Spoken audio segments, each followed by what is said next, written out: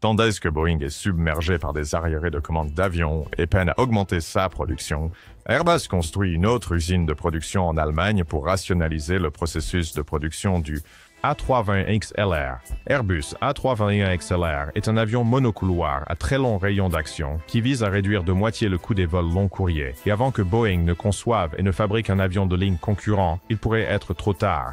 Voici pourquoi le nouvel Airbus A321XLR pourrait mettre Boeing à genoux. Nous connaissons tous le vol d'Alaska Airlines qui a perdu une porte en plein vol en janvier. À la suite du scandale, Boeing a été contraint de clouer au sol toute sa flotte de 737 MAX 9. Et en tant que résultat, les compagnies aériennes cherchent des alternatives. Par exemple, selon Scott Kirby, le PDG de United Airlines, l'entreprise pourrait changer ses plans après le MAX 9. Les répercussions, surtout puisque leur propre flotte de 737 MAX a également été clouée au sol. Lors d'une interview avec CNBC, Kirby a déclaré « La mise au sol du MAX 9 est probablement la goutte qui a fait déborder le vase pour nous. Nous allons construire un plan alternatif qui n'inclut tout simplement pas le MAX 10. » Et c'est une très mauvaise nouvelle pour Boeing. Et cela ne signifie pas seulement qu'ils perdront 150 avions qui sont actuellement en commande, mais cette annulation pourrait avoir un effet d'entraînement négatif qui pousse d'autres compagnies aériennes à reconsidérer leurs décisions de commande. Alors que Boeing fait face à des problèmes de production et attend la certification du MAX 10, ils ont déjà retardé les livraisons du nouvel avion de 5 ans, et les entreprises commencent à en avoir assez d'attendre. Il faudra probablement des mois avant que Boeing commence à livrer leurs nouvelles commandes. En conséquence, les PDG des grandes compagnies aériennes les pressent d'agir.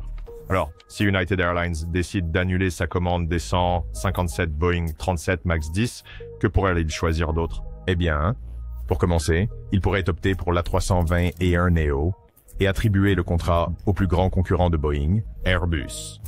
Après tout, ils ont déjà 180 commandes fermes avec Airbus, 130 d'entre elles sont pour l'A321 et Neo, et 50 sont pour le nouveau. A321 XLR, A321 est une variation de l'A321 Neo et illustré de presse à longue extra portée.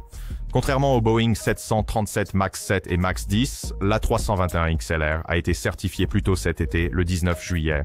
Avant de vous en dire plus sur l'A321 XLR et pourquoi c'est un avion si révolutionnaire, n'oubliez pas d'appuyer sur le bouton « J'aime » si vous appréciez la vidéo jusqu'à présent. Avec la certification en place, Airbus s'attend à ce que le premier A321 XLR entre en service en novembre 2024 avec Iberia Airlines. Leur première route sera de Madrid à Boston, ce qui signifie que l'avion à fuselage étroit traversera l'Atlantique pour la première fois. Mais Iberia n'est pas la seule compagnie aérienne à attendre ses premières livraisons de l'A321 XLR. Airbus a 500 premières commandes pour cet avion à fuselage étroit destiné au long courrier, ce qui est probablement la raison pour laquelle ils cherchent à étendre les lignes de production. Tandis que Boeing tente de résoudre les problèmes et de rationaliser la production, Airbus accélère la sienne. Le hangar 246 vient d'être ajouté à la chaîne de production du jet, marquant le 3e hangar de production en Allemagne. Avant d'être converti, Airbus utilisait le hangar 246 pour produire l'A380.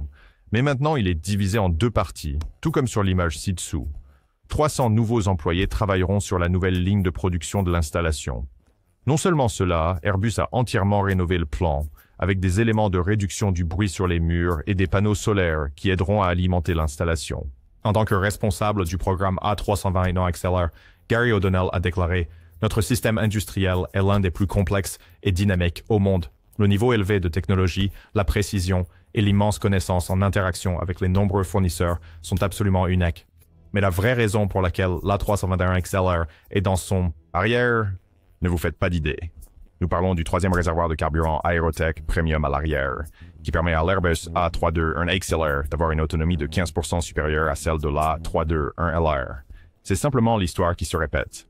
Lorsque Airbus a introduit l'A321 LR, il avait une autonomie de 15% supérieure à celle de l'A321 Neo. C'est exactement ce qu'ils ont fait avec les variantes A320 et 1 LR et XLR. Pour une compagnie aérienne moyenne exploitant un seul A320 et un XLR, cela rapporterait 11 millions de dollars supplémentaires en profit grâce à l'avantage de portée de l'appareil. Grâce à l'augmentation du poids maximal au décollage de l'A320 et un XLR à 101 tonnes, l'avion dispose de 16 000 litres de carburant supplémentaire, ce qui résulte en une autonomie de 4 700 miles nautiques. Distance. Traverser l'Atlantique sur un avion monocouloir n'est pas une nouveauté. Islander utilise un Boeing 757 pour voler de Reykjavik à New York depuis des années, et JetBlue utilise un A321LR pour voler de Londres à Boston. Mais aucun d'eux ne peut voler 11 heures d'affilée sans s'arrêter. Grâce au réservoir de carburant supplémentaire à l'arrière, l'A321XLR peut parcourir jusqu'à 5400 miles, soit environ 8700 km, offrant à de nombreuses petites compagnies aériennes la possibilité de proposer des vols long courriers à moitié prix par rapport aux compagnies aériennes à fuselage large. C'est parce qu'il est beaucoup plus facile de remplir un avion de 220 places que de remplir un Boeing 747 pouvant accueillir jusqu'à 550 places dans une configuration à 3 cabines. Donc il n'est pas surprenant que le prix du billet sur un A320 et un XLR soit 45% plus bas que pour le même trajet sur un avion gros porteur moderne. Ce prix réduit est également le résultat de l'efficacité énergétique. L'A320 et un XLR consomment 30% de moins de carburant par siège par rapport aux appareils de la génération précédente. De cette façon, les voyages de New York à Rome, de Londres à Vancouver ou de Delhi à Londres vont devenir très bon marché, augmentant ainsi la demande de voyage. Et pour s'assurer que les passagers profitent de chaque minute de leur vol long courrier, Airbus apporte le confort des gros porteurs au A321XLR. L'A321XLR sera le premier avion monocouloir d'Airbus à être doté de l'intérieur airspace primé de la compagnie. Parce que le XLR a la cabine la plus large de tous les avions à couloir unique, Airbus a pu équiper l'intérieur d'un design airspace élégant et moderne. Grâce à l'airspace, la cabine de l'avion devient une toile flexible qui transforme le décor en un projecteur où les entreprises peuvent afficher leur logo. Cette fonctionnalité a remporté 2 prestigieux prix de design. En bref, les compagnies aériennes pourront offrir sécurité aux passagers tout en renforçant leur marque grâce à des motifs d'éclairage personnalisables. En fait, les compagnies aériennes peuvent désormais différencier leurs cabines de celles de leurs concurrents en choisissant parmi 16 millions de couleurs et motifs différents. Une fois assis, l'éclairage d'ambiance à l'intérieur de la cabine offre un éclairage confortable et agréable pour toutes les phases du vol en incorporant une technologie LED apaisante. Airbus a testé les effets de cet éclairage d'ambiance et a déterminé qu'il réduit le décalage horaire de 3 heures. Contribuant au bien-être des passagers, les cabines de l'A320 et un XLR sont parmi les plus silencieuses de leur catégorie. En plus des sièges larges et de la classe économique, l'A320 et un XLR a la possibilité d'inclure des classes premium également, y compris des sièges entièrement inclinables et même des suites dans certains cas rares. Bien sûr, cela signifierait qu'ils devront réduire les 244 sièges dans une configuration à une classe et 180 sièges dans une configuration à 2 ou 3 classes. Parce qu'il s'agit d'un nouvel avion, il sera doté de systèmes ultramodernes qui régulent la ventilation et la température à l'intérieur de la cabine. De plus, chaque siège sera équipé des systèmes de divertissement en vol de dernière génération. Certaines compagnies aériennes pourraient même choisir d'inclure une connectivité Wi-Fi sans faille. Pour aider les passagers à dormir, l'A321XLR aura une cabine plus silencieuse par rapport à certains autres avions.